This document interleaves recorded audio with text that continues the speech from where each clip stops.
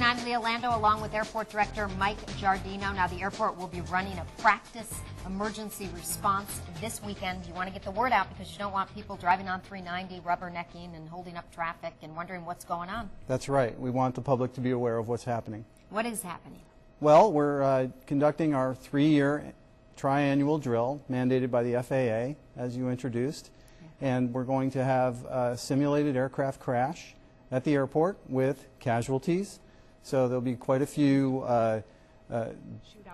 volunteers who have come and acting as casualties or victims of the aircraft crash itself, as well as the wreckage from the aircraft. So there's going to be a lot of activity.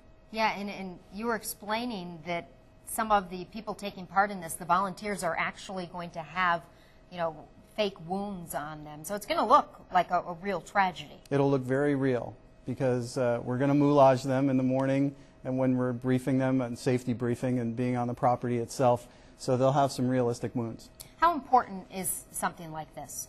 It's very important. We take it very seriously. Of course, we prepare for the worst case scenario, but we hope for the best. And aviation is dangerous, but inherently, however, it's the safest way to travel.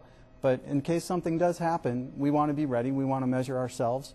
And we want to also test those connections that we have with our community partners, because we can't do it all alone at the airport. We rely on the surrounding community to help us out. So you have the volunteers. What props are you going to have? Well, we've got a simulated wreckage. Our 3 school buses, and 2 are currently tipped over, and 1 will be on fire, and some of the survivors will be in the other parts of the wreckage. So there will be smoke, there will be fire, there's wreckage, as well as those casualties on the ground.